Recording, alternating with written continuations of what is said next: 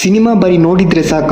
ನೋಡಿದ ಆ ಸಿನಿಮಾ ಮನಸ್ಸಿಗೆ ರೀಚ್ ಆಗಿ ಮನದಲ್ಲೇ ಯೋಚನೆ ಮಾಡಿ ಒಂದಷ್ಟು ರಿವ್ಯೂ ಬರೆಯುವುದುಂಟು. ಹಾಗೆ ರಿವ್ಯೂ ಬರೆತಾ ಸಿನಿಮಾದ ಒಂದಷ್ಟು ಸೀನ್ ಮನದಲ್ಲೇ ಕಾಡುವುದು ಸಹ ಉಂಟು.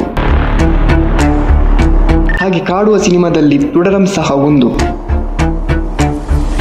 ತುಡರಂ ಒಂದು ಮಲಯಾಳಂ ಸಿನಿಮಾ. ತರುಣ್ ಮೂರ್ತಿರವರ ಡೈರೆಕ್ಷನ್ ನಲ್ಲಿ ಹಾಗೇನೆ ಎಂ ರಂಜಿತ್ ರವರ ಪ್ರೊಡಕ್ಷನ್ ನಲ್ಲಿ ಮೂಡಿ ಬಂದಿದ್ದು. ಇದರಲ್ಲಿ ಬರುವ ಷಣ್ಮುಗಂ ಪಾತ್ರಕ್ಕೆ ಮೋಹನ್ ಲಾಲ್ ಅವರ ಅಭಿನಯವೇ ಅದ್ಭುತ.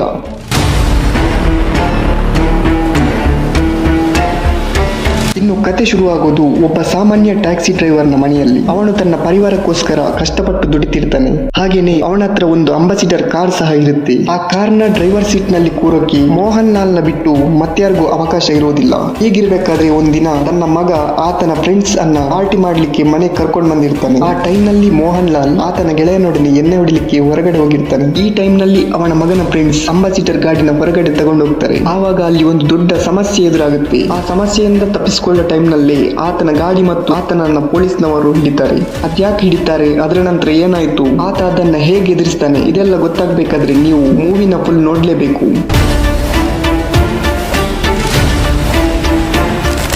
ನಲ್ಲಿ ಸಿನಿಮಾ ತುಂಬಾ ಲಾಂಗ್ ಆಯ್ತು ಅಂತ ಅನಿಸುವುದುಂಟು. ಆದ್ರೆ ಸೆಕೆಂಡ್ ಹಾಫ್ ನಲ್ಲಿ ತುಂಬಾ ಬೊಂಬಾಟಾಗಿರುತ್ತೆ. ವಿಜಯ್ ರವರ ಬಿಜಿಎಂ ನ ಥಿಯೇಟರ್ ಫೀಲಿಂಗ್ ಅಂತೂ ಅಮೇಜಿಂಗ್. ಈ ಸಿನಿಮಾ 90 ಕೋಟಿ ಬಜೆಟ್ ನಲ್ಲಿ ನಿರ್ಮಾಣವಾಗಿ ಬರೋಬ್ಬರಿ 230 ಕೋಟಿ ಬಾಚಿದೆ. ಈ ಚಿತ್ರದ ಮೂಲಕ ಮೋಹನ್ ಲಾಲ್ ರವರಿಗೆ ಒಳ್ಳೆ ಕಂಬ್ಯಾಕ್ ಅಂತಾನೆ ಹೇಳ್ಬೋದು. ಯಾಕಂದ್ರೆ ಇದರ ಮುಂಚೆ ರಿಲೀಸ್ ಆದ ಎಂಪುರಾನ್ ಸಿನಿಮಾ ಎಕ್ಸ್ಪೆಕ್ಟೇಷನ್ ಇದ್ದ ಹಾಗೆ ಮೂವಿ ಇರದೆ ಅವರೇಜ್ ಆಗಿತ್ತು. ಈ ಮೂವಿನ ಯಾರೆಲ್ಲ ಥಿಯೇಟರ್ ನಲ್ಲಿ ನೋಡಕ್ಕೆ ಮಿಸ್ ಮಾಡಿದ್ರೆ ಬೇಗ ಜಿಯೋ ಹಾಟ್ ಸ್ಟಾರ್ ನಲ್ಲಿ ನೋಡಿ. ಕನ್ನಡ ಡಬ್ ನಲ್ಲಿ ಲಭ್ಯವಿದೆ. ಓಕೆ ಫ್ರೆಂಡ್ಸ್, ಬಾಯ್.